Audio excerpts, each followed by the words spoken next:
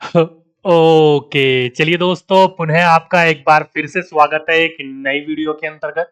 और दोस्तों, आज जो हम बात करने वाले हैं वो बात करने वाले हैं सीटेट अगस्त 2023 के बारे में।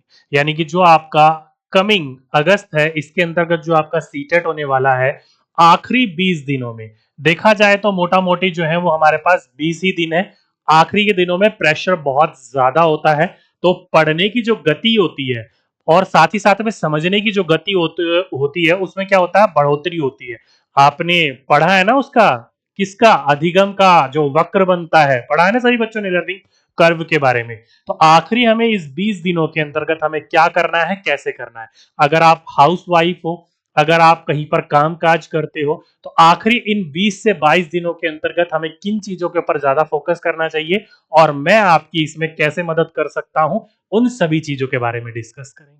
ओके। और ये जो प्लान है दोस्तों एकदम सटीक है, टेंशन ना लीजिएगा। इसको अगर आप अपनाओगे तो आपका जो आने वाला एग्जाम है वो इजीली आप उसमें पास ही नहीं 100 प्लस स्कोर कर पाओगे। मैं ये नहीं कह रहा 120 130 140 कर लोगे, लेकिन 100 प्लस आराम से स्कोर कर सकते हो अगर आपने जो मैं समझा रहा हूं वो अच्छी तरीके से समझ लिया और उसको अपना लिया तो। ठीक है, चलिए पहले बेसिक चीजों से जानकारी शुरू करते हैं, क्योंकि कई बच्चों को बेसिक ही नहीं पता और कई बच्चे उसमें कंफ्यूज हो जाते हैं। बात करी जाए अगर हम अपने सीटेट की, तो मुझे नहीं लगता इसको किसी भी बच्चे को समझाने की जरूरत है। लेकिन इसमें समझाने की एक बिंदु है कि देखो दोस्तों, टोटल जो क्वेश्चन आते हैं वो 150 होते हैं। मार्क्स भी जो होते हैं वो 150 ही होते हैं, 150 मार्क्स का ही होता है और 150 ही क्वेश्चन होते हैं। ठीक है। और करने के लिए जो समय मिलता है दोस्तों वो भी आपको 150 मिनट यानी कि 150 मिनट ही मिलते हैं, जो कि अप्रोक्सीमेटली क्या, पूरा 2.5 घंटे होता है। इसमें आपको एक्स्ट्रा 15 मिनट मिलेंगे। किस चीज के लिए एक्स्ट्रा 15 मिनट मिलेंगे दोस्तों? तो वो मिलेंगे आप लोगों को OMR के अंतर्गत जो अपना नाम, रोल नंबर वगैरह वो फिल करना होता है, उसके लिए आपको एक्स्ट्रा 15 मिनट मिलेंगे, क्योंकि पेपर जो होने वाला है इस बार ऑफलाइन होने वाला है। ठीक है।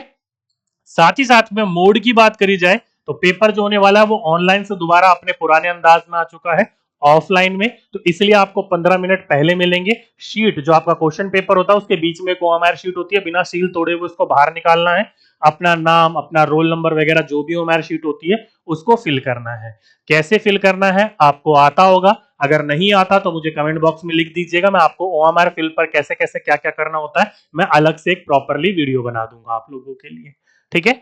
साथ ही साथ में नेगेटिव मार्किंग इसमें बिल्कुल भी नहीं है, तो इसलिए अगर आपके आखिरी 5 मिनट बचे और आपके पास 20 से ज्यादा क्वेश्चन बचे हुए हैं तो किसी भी क्वेश्चन को छोड़कर नहीं आना है, उसमें गोला जरूर लगा कर आना है। तो वो किस ऑप्शन में गोला लगाना है मैं आपको वीडियो के एंड में कुछ टिप एंड ट्रिक्स भी बताऊंगा, ताकि आपका एग्जाम अगर क्वेश्चन नहीं भी पढ़ा हो तो ज्यादा से ज्यादा क्वेश्चन कैसे ठीक कर सकते हो उसके ऊपर। ठीक है। तो ये बेसिक जानकारी होगी आपके सीटेट के बारे में। अब बात कर लेते हैं दोस्तों सब्जेक्ट्स के बारे में। तो अगर हम पेपर 1 की बात करें, यानी कि अपने क्लास 1 से 5th तक की बात करें, तो दोस्तों इसके अंतर्गत चाइल्ड डेवलपमेंट पेडागोजी 30 नंबर की आती है। हिंदी, जिसे आप लैंग्वेज 1 लैंग्वेज 2 कुछ भी कहते हो, 30 नंबर की आती है।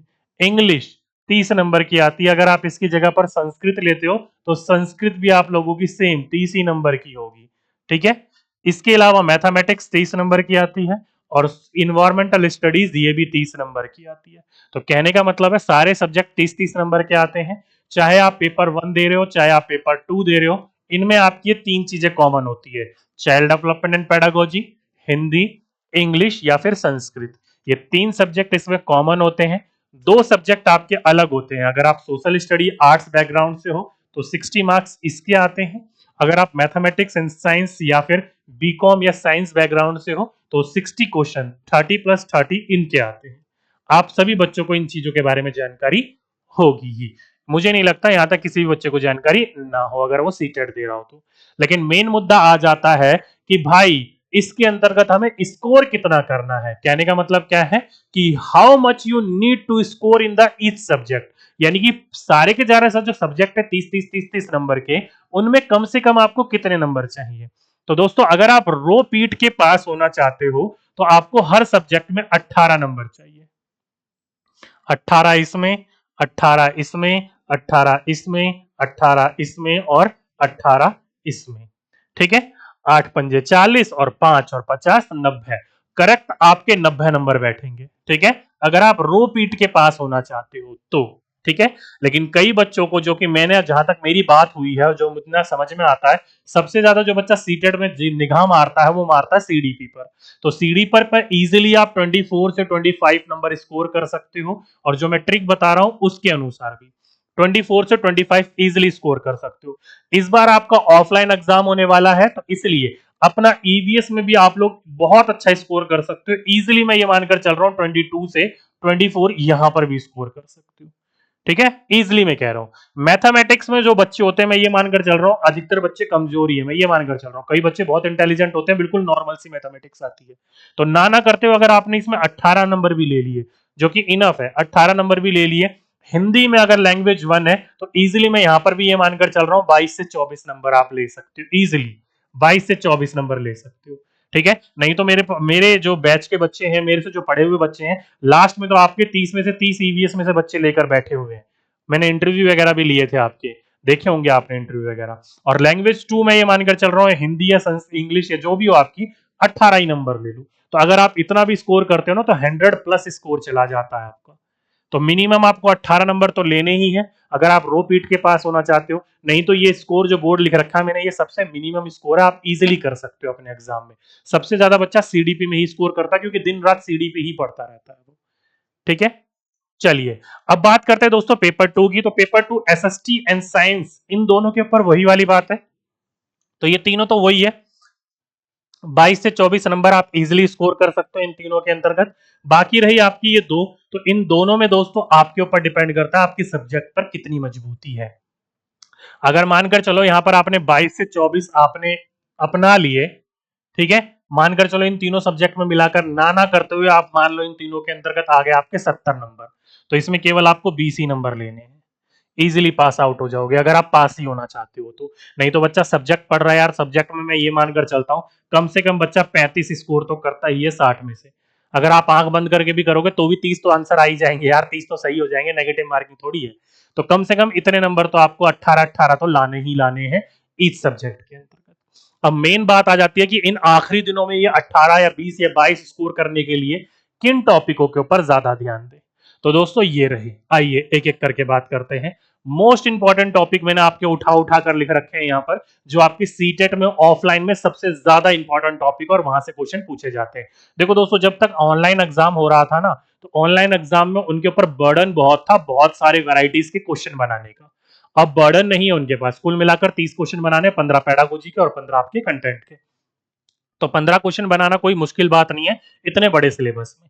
तो वही वाली बात है, सीटेट अपनी वही प्रवृत्ति अपनाएगा जो पहले अपनाता था, रिपीटेशन बहुत ज्यादा देगा। तो इसलिए दोस्तों इन वाले टॉपिकों को सबसे ज्यादा ध्यान रखिएगा। अगर आप अपनी साइकोलॉजी की बात करते हो, बाल मनोविज्ञान की बात करते हो, तो दोस्तों इसमें थ्योरी पोर्शन में अगर आप थॉर्नडाइक की थ्योरी, बीएफ स्किनर की थ्योरी, वाइगॉस्की की थ्योरी, कोलर कोफकर की थ्योरी, पेवलव की थ्योरी, जिन पियाजेट की थ्योरी, सिगमंड फ्राइड की थ्योरी, कोलबर्ग की theory, concept development and motivation, यानी कि जो आपका सेकंड चैप्टर है प्रिंसिपल ऑफ डेवलपमेंट या ग्रोथ एंड डेवलपमेंट जिसे आप बोलते हो, अगर आपने इन टॉपिकों को पढ़ लिया ना, तो इजीली आप 15 में से इजीली स्कोर कर पाओगे 10 प्लस इजीली, क्योंकि सबसे ज्यादा मेन इंपॉर्टेंट टॉपिक यही है। अब कई बच्चे कहेंगे सर ये थ्योरी इतनी बड़ी बड़ी है, याद ही नहीं होती है, ध्यान ही नहीं रहती है। तो दोस्तों कुछ भी नहीं है इनकी थ्योरी, बहुत छोटी छोटी थ्योरी है। इजीली अगर आप बैठोगे ना, तो 3 घंटे में निपटा दोगे, 3 से 4 घंटे में। ठीक है, बस मेन है आपका इससे रिलेटेड आपको क्वेश्चन ध्यान रखने हैं, क्वेश्चन उठाते हुए चलिएगा कि कैसे कैसे क्वेश्चन पूछे गए हैं। ठीक है, तो इजीली आप इसको कवर कर सकते हो। साथ ही साथ में पैडागोजी की रही, तो चाहे आपकी इंग्लिश पैडागोजी हो, हिंदी पैडागोजी हो, कोई सी भी पैडागोजी हो सब्जेक्ट नंबर की, जो 75 मार्क्स की पूछी जाती है सबसे ज्यादा, तो उनमें से आप केवल इन टॉपिकों के ऊपर ध्यान दो, इजीली आपके नंबर आएंगे। चाहे वो एनसीएफ 2005 हो, टीचिंग लर्निंग मटेरियल हो, रेमेडियल टीचिंग जिसे आप सीसीई कहते हो, रेमेडियल है डायग्नोस्टिक टीचिंग जो होती है, या फिर इंक्लूसिव एजुकेशन हो गया, आरटीएफ 2009 हो गया, सीसीई हो गया, प्लेवे मेथड हो गया, ब्लूम टेक्सोनॉमी हो गया, इंडियन एजुकेशन कहने की बात है यहाँ पर, निपुण भारत भी कह रहा हूँ, एफएलएन भी कह रहा हूँ, और एनसीएफ 2023 भी कह रहा हूँ, तीनों की तीनों उसी के अंदर के टॉपिक के अंतर्गत ही आते हैं। और लैंग्वेज एंड थॉट्स, अगर आपने ये टॉपिक कंप्लीट कर लिया ना दोस्तों, तो आपकी यहाँ हिंदी पैडागोजी भी कंप्लीट होगी, इंग्लिश पेडागोजी भी कंप्लीट होगी, मेन पेडागोजी भी कंप्लीट होगी, मैथमेटिक्स भी पेडागोजी कंप्लीट होगी और साथ ही साथ में संस्कृत और एसएसटी पेडागोजी भी कंप्लीट होगी, क्योंकि कहीं ना कहीं वहीं यहीं से ही क्वेश्चन सबसे ज्यादा नंबर बैठा है लेकर, ये कम से कम नहीं तो ये 15 से 20 नंबर लेकर बैठा है टॉपिक। तो सबसे ज्यादा इस टॉपिक पर ध्यान रखिएगा। इस बार तो यही पूछ लिया था, what is the full form of CCE, CCE का पूर्ण रूप क्या है, तो वो यार बताओ, ये कोई क्वेश्चन है पूछने वाला। तो ये अगर आप साइकोलॉजी एंड पेडागोजी यानी कि बाल मनोविज्ञान और शिक्षा शास्त्र की तैयारी करना चाहते हो तो इन 20 से 22 दिनों के अंतर्गत इन टॉपिकों के ऊपर सबसे ज्यादा ध्यान दीजिएगा, इधर उधर ध्यान मत दीजिएगा, ठीक है। अब इस 20 से 22 दिनों के अंतर्गत ना ही आपको टॉपर बनना है और ना ही हमें बनाना है, तो हमें क्या करना है, 100+ एक अच्छा स्कोर लेकर आना है, तो इन टॉपिकों के ऊपर ध्यान देना है, ठीक है। रही बात ईवीएस की, तो देखो दोस्तों, ऑनलाइन एग्जाम में इन्हें बहुत सारे क्वेश्चन बनाने थे अलग अलग रूप में, तो इसलिए भारत की सांस्कृतिक एवं विविधता वाली बुक भी उठा ली, ज्योग्राफी भी उठा ली, साइंस भी उठा लिया और ईवीएस तो इन्होंने उठा ही रखा था। तो इस बार ऐसा कुछ नहीं होगा, ईवीएस से ही आपके क्वेश्चन देखने को मिलेंगे। तो इसलिए ईवीएस पढ़ने के लिए ज्यादा से ज्यादा पहली से 5वीं तक की मैथ एंड लैंग्वेज को जरूर पढ़ लीजिएगा, वहां से क्वेश्चन दिख जाएंगे ज्यादा से ज्यादा। ज्योग्राफी, साइंस या फिर जो अपना डाइवर्सिटी वाला टॉपिक था वो पढ़ने की जरूरत नहीं है। तो इसमें आप लोग सबसे ज्यादा ध्यान दीजिएगा नक्शे पर, दिशा पर, या फिर अलग अलग प्रकार की जो गति वाले क्वेश्चन पूछे जाते हैं, दूरी और दिशा वाले, यहां से 3 से 4 क्वेश्चन पूछे जाएंगे, यहां से देख लीजिएगा 15 में से, तो 3 से 4 क्वेश्चन यहीं से ही पूछ लिया जाता है और बिल्कुल एकदम लल्लू सा टॉपिक है ये, ठीक है। साथ ही साथ में दोस्तों मधुमक्खी पालन से क्वेश्चन देखने को मिलेगा, समय से या फिर रेगिस्तानी ओक से या हाथियों से, पक्षियों से, बीज से, मकानों से, ब्रेल लिपि से, या ईवीएस का जो विषय है, चाहे वो एकीकृत विषय हो, चाहे उसका क्षेत्र हो, चाहे वो स्कोप हो या चाहे कंसेप्ट हो, और साथ ही साथ में जो स्थानांतरित खेती होती है, ये अगर आपने इन टॉपिकों को कंप्लीट कर लिया तो इसके अलावा कोई और टॉपिक पढ़ने की जरूरत नहीं है। लास्ट दिनों में सबसे ज्यादा क्वेश्चन आपके इन्हीं से ही पूछे जाते हैं, ठीक है। रही बात आपकी हिंदी की, तो हिंदी देखो पेडागोजी तो दोस्तों थोड़ी बहुत यहां से कवर हो जाएगी और थोड़ी बहुत यहां से कवर हो जाएगी, तो अलग से आपको इंग्लिश की, संस्कृत की और वैसी कोई पेडागोजी पढ़ने की आवश्यकता नहीं पड़ेगी। कोई भी बच्चा ग्रामर कर रहा हो तो संस्कृत वाले ध्यान रख लीजिएगा, हिंदी वाले ध्यान रख लीजिएगा और इसको इंग्लिश में कन्वर्ट करके इंग्लिश वाले ध्यान रख लीजिएगा, क्योंकि 15 नंबर के पेडागोजी में आपका क्या पूछा जाता है, 15 नंबर का गद्यांश पद्यांश पूछा जाता है। तो उसमें ग्रामर के 3 से 4 क्वेश्चन पूछे जाते हैं, जिसमें कभी आपका समास पूछ लेगा, कभी संधि, कभी तत्सम तद्भव शब्द पूछ लेगा, कभी स्त्रीलिंग, कभी पुल्लिंग, कभी विलोम शब्द, कभी सकर्मक और आकर्मक वर्णमाला पूछ लेगा, ठीक है। अगर इनसे क्वेश्चन नहीं पूछेगा तो संज्ञा, सर्वनाम, क्रिया एवं विशेषण के भेद एवं काल से क्वेश्चन पूछ लेगा, जो कि पेपर 2 में ज्यादा देखने को मिलते हैं, 1 में इन्हीं से क्वेश्चन देखने को मिलते हैं। तो अगर ग्रामर तैयार कर रहे हो तो केवल इन्हीं चारों पांचों चीजों पर ही ध्यान दीजिएगा, इजीली आपके 2 से 3 क्वेश्चन जो पूछे जाएंगे वो कवर हो जाएंगे इनके अंतर्गत, ठीक। तो ये होगी दोस्तों सीडीपी, लैंग्वेज, ईवीएस और साथ ही साथ में पेडागोजी। अब आते हैं दोस्तों मैथ्स के ऊपर, बच्चा बहुत घबराता है इस चीज को लेकर। तो देखो दोस्तों 15 नंबर का मैथ्स का न्यूमेरिकल पोर्शन पूछा जाएगा और 15 नंबर पेडागोजी पूछी जाएगी। तो न्यूमेरिकल में दोस्तों आप देखो, आपकी अच्छी है न्यूमेरिकल तब तो आप कोई भी याद कर लो, क्योंकि आपके प्राइमरी लेवल का इतने पैसे दिए, इतना सामान खरीदा, इतने मिले, यहां से रेलवे स्टेशन से यहां चली, यहां से वापस आ गई, एक एरिया ऐसा है तो इसका पेरीमीटर कितना होगा, ऐसे बिल्कुल सिंपल सिंपल क्वेश्चन पूछे जाते हैं। तो मैथ्स अच्छी है तो इजीली कर पाओगे, नहीं अच्छी तो आप इन चीजों पर ध्यान दे दीजिएगा, प्लेस वैल्यू पर, एंगल रेशियो के ऊपर, भिन्न के ऊपर, भाज्य अभाज्य के ऊपर और एरिया ऑफ स्क्वायर के ऊपर। तो अगर आपके 15 क्वेश्चन में से 7 से 8 या 9 क्वेश्चन भी ठीक हो जाते हैं तो इनफ है, ज्यादा ठीक करने का प्रयास नहीं करना है हमें, ठीक है। रही बात पेडागोजी में, तो ये 2 टॉपिक आपके पेडागोजी के बहुत इंपॉर्टेंट है, मैथमेटिक्स लर्निंग फेजेस के बारे में और वैन हीले की थ्योरी के बारे में। यहां से क्वेश्चन आपके एग्जाम में बहुत देखने को मिल रहे हैं, ठीक है। तो ये 2 पेडागोजिकल जो मैथमेटिक्स की स्पेशल थ्योरीज है वो, और साथ ही साथ में जो मैथमेटिक्स के इंस्ट्रूमेंट्स होते हैं, जैसे कि 10 ग्राम हो गया, जैसे कि आपके अलग अलग प्रकार की चीजें हो गई हो, ठीक है, उनका भी जैसे ग्राफ वगैरह हो गया, उनका भी इस्तेमाल कैसे होता है तो वो भी एक बार पढ़ लीजिएगा, वहां से भी आपके एग्जाम में कई बार क्वेश्चंस देखने को मिल जाते हैं, ठीक है। तो इन टॉपिकों के ऊपर सबसे ज्यादा ध्यान दीजिएगा, इनके ऊपर सबसे ज्यादा फोकस करिएगा, ठीक। अब आते हैं दोस्तों लास्ट में important information, tip and trips जो मैं आपको देने वाला था। पहला, जब भी आप ओएमआर शीट भरोगे आपको टाइम देखने को मिलेगा नहीं, 150 मिनट है, 150 ही क्वेश्चन और उन्हीं के अंतर्गत ओएमआर शीट भी भरनी है। तो जब भी आप ओएमआर शीट भरोगे तो कभी भी आपको ओवर राइटिंग नहीं करनी है कि ये गोला भर दिया, नहीं नहीं ये नहीं होगा, इसको काट दो, इसके बगल वाला भर दो, तो ऐसा नहीं करना है। इससे आपका कोई फायदा नहीं होगा। अगर वो तुक्के से सही भी हो गया तो भी आपका आंसर नहीं मिलेगा उसमें। तो ओवर राइटिंग आपको नहीं करनी है, ना ही किसी प्रकार का वो सफेद वगैरह व्हाइटनर वगैरह कि यार ये गलत हो गया, इस पर व्हाइटनर लगाकर दूसरे पे कर दो, नहीं, वो गलती माना जाएगा, सही नहीं होगा। साथ ही साथ में लैंग्वेज सेक्शन के ऊपर जरूर ध्यान दीजिएगा। लैंग्वेज 1 में अगर हिंदी है तो क्वेश्चन पेपर जब पलटाओगे तो ऊपर लिखा होगा लैंग्वेज 1 हिंदी, और लैंग्वेज 2 हिंदी होगी तो ऊपर लिखा होगा लैंग्वेज 2 हिंदी। तो लैंग्वेज 1 में अगर हिंदी लिखा है तो उसको अपनाइएगा, लैंग्वेज 2 में अगर इंग्लिश है तो उसको अपनाइएगा, क्योंकि लैंग्वेज 1 आपके 2 पेपर होंगे, लैंग्वेज 2 आपके 2 पेपर होंगे। कहने का मतलब ये है कि जब आप क्वेश्चन पेपर खोलते हो तो क्वेश्चन पेपर में शुरू के आपके 91 से लेकर बाकी 120 तक जो क्वेश्चन होंगे वो लैंग्वेज 1 में भी होंगे हिंदी, और लैंग्वेज 2 में भी हिंदी होंगे। कई बच्चे जो होते हैं लैंग्वेज 1 हिंदी भरते हैं और लैंग्वेज 2 पेपर में करके आ जाते हैं, वहां पर उनकी गड़बड़ी हो जाती है, तो सीधे सीधे 60 क्वेश्चन आ जाएंगे। तो इसलिए जब भी क्वेश्चन पेपर पलटाओगे तो ऊपर पढ़ लेना क्या लिखा है टॉप पर, लैंग्वेज 1 हिंदी लिखा है या लैंग्वेज 2 हिंदी लिखा है। तो जो भी आपने फॉर्म भरते समय लैंग्वेज डाली हो उसी को अपनाइएगा, बाकी को छोड़ दीजिएगा।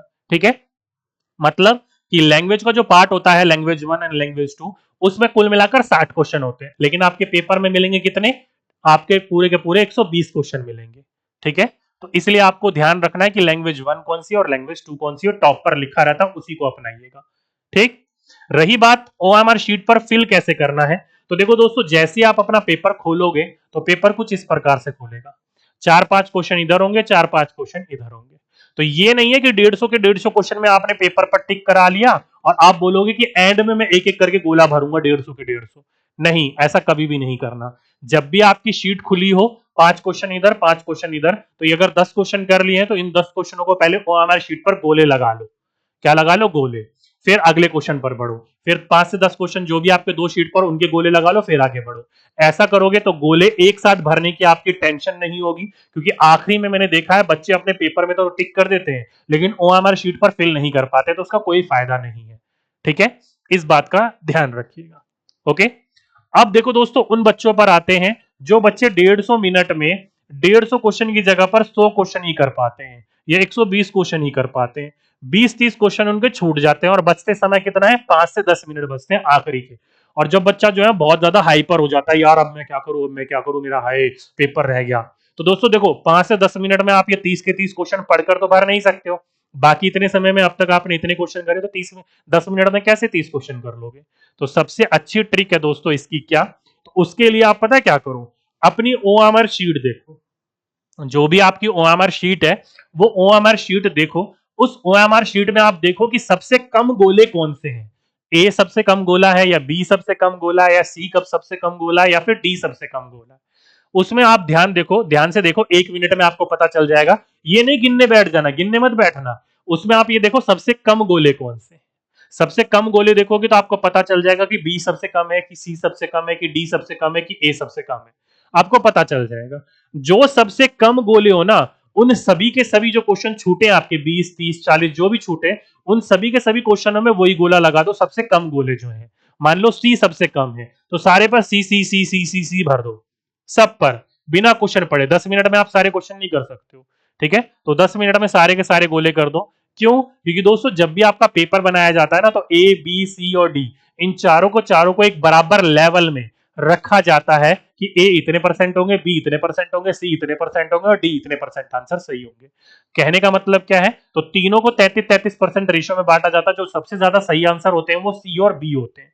इनका जो रेशो होता है अप्रोक्सीमेटली दोनों को मिलाकर ना करते हुए जो होते हैं वो 60% के आसपास होते हैं, 55-60% के आगे। बाकी डी और ए जो होते हैं, डी सबसे कम और ए थोड़ा और ज्यादा कम होते हैं, मतलब डी से ज्यादा होते हैं। तो इसलिए जब भी सबसे कम जो आपको ओएमआर शीट में दिखे, आखिरी 10 मिनट में वो सारे के सारे गोले भर देने हैं। अगर आप ऐसा करोगे तो आपके एग्जाम में बहुत ज्यादा चांसेस ये है कि क्वेश्चन आपके बहुत ज्यादा सही हो। ये नहीं कि एक का ए भर दिया, दो का बी, फिर 3 4 ऐसे करके कुछ जय माता दी बी, जय माता दी सी, ऐसे मत करिएगा, उसमें आपके गलत होने के बहुत ज्यादा चांसेस होते हैं।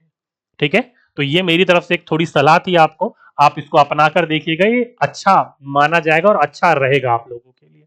ठीक है, चलिए, तो ये थी दोस्तों आखिरी लास्ट 20 डेज में आपको क्या करना है और क्या नहीं करना है। बाकी इनमें से कोई सा भी टॉपिक आपको अगर करना हो कि सर ये तो मेरे टॉपिक आप मिल गए लेकिन हम करें कहां से, तो अगर आपको ये सारे के सारे टॉपिक में से कोई भी टॉपिक करना हो, मुझसे पढ़ना हो, तो आप मुझे नीचे कमेंट बॉक्स में लिख दीजिएगा। मैं इसकी मैराथन वीडियोस बना बनाकर आपके लिए डाल दूंगा, आप पढ़ लीजिएगा आखिरी दिनों में। ठीक है, तो चलिए दोस्तों, ये थी आप लोगों के लिए एक छोटी सी सलाह मेरी तरफ से कि आखिरी 20 डेज में आपको किन चीजों के ऊपर ध्यान देना और किन चीजों के ऊपर ध्यान नहीं देना है।